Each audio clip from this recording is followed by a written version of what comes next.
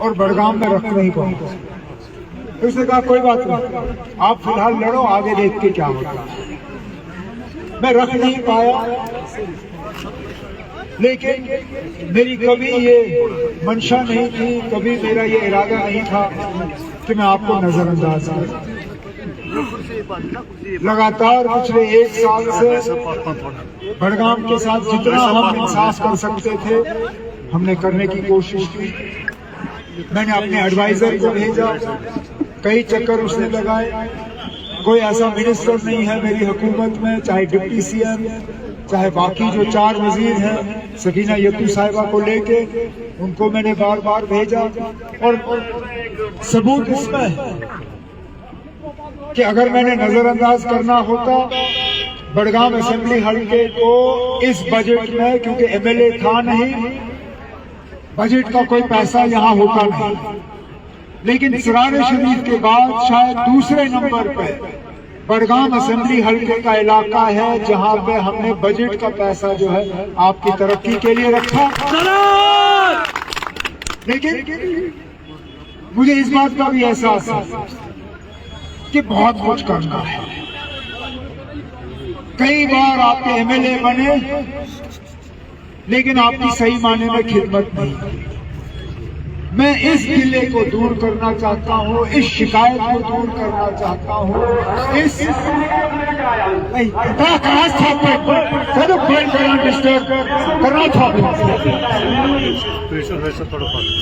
हमारी गाड़ी और हमारा जलसा खराब कर रहा है। मैं ये कह रहा था कि यहाँ आगा महमूद ने आपके एक अहम मुद्दे की बात की। यहाँ आप बहुत पहले से सब डिस्ट्रिक्ट अस्पताल मांग रहे हैं, है ये मांग आपकी सब डिस्ट्रिक्ट अस्पताल की? क्या हिज़्ब इख्तिलाफ वाले इसको पूरा कर सकेंगे?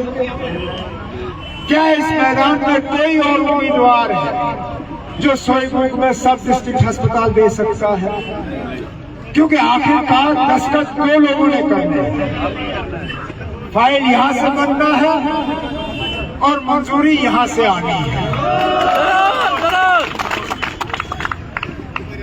आप मान के चलिए कि अगर आप चाहते हो कि मौजूदा हुकूमत के जरिए यहाँ सब अस्पताल बनना चाहिए, उसके लिए बहुत जरूरी है कि आपका एमएलए वो हो जो कल को सकीना यत्तू साहिबा के पास भी पहुंच सके, मेरे पास भी पहुंच सके और यहाँ के नौजवानों की बात कर सके, आपके प्लेग्राउंड की बात कर सके, आपके यूनिवर्सिटी की बात कर सके, आपके नए इंटरनेशनल क्रिकेट स्टेडियम की बात कर सके, आपके सब डिस्ट्रिक्ट अस्पताल की बात कर सके। और पूरे मैदान में वो नुमाइंदा सिर्फ एक है, वो नुमाइंदा नेशनल कॉन्फ्रेंस का उम्मीदवार और हमारे सीनियर साथी जनाब आगा सैयद महमूद साहब हैं।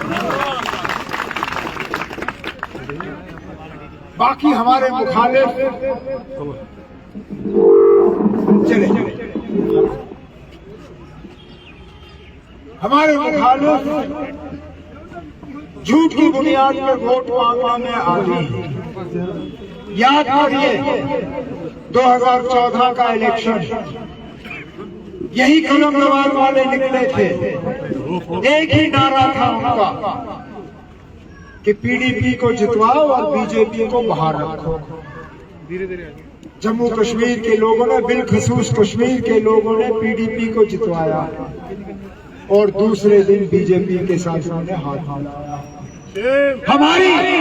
हमारी इतनी खता है कि हमने भी 2024 में बीजेपी के खिलाफ वोट मांगे। आज सारी ताकतें नेशनल कॉन्फ्रेंस को हराने के लिए क्यों निकली? आज तमाम पार्टियों का निशाना नेशनल कॉन्फ्रेंस, मैं और आगा महमूद। क्यों?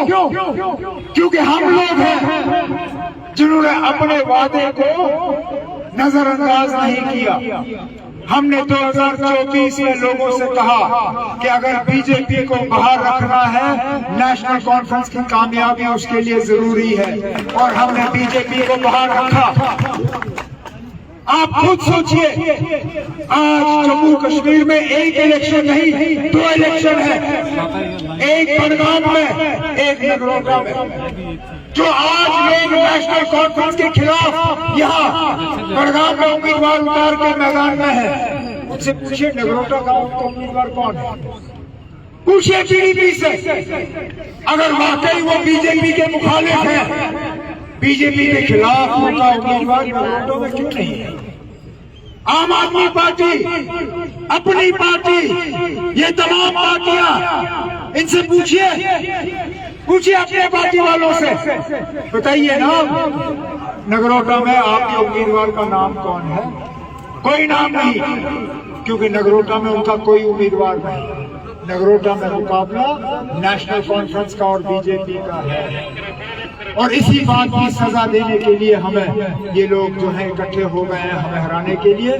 लेकिन मैं मुतमईन हूं कि इंशाल्लाह 11 तारीख को आप आगा महमूद साहब को कामयाब करें।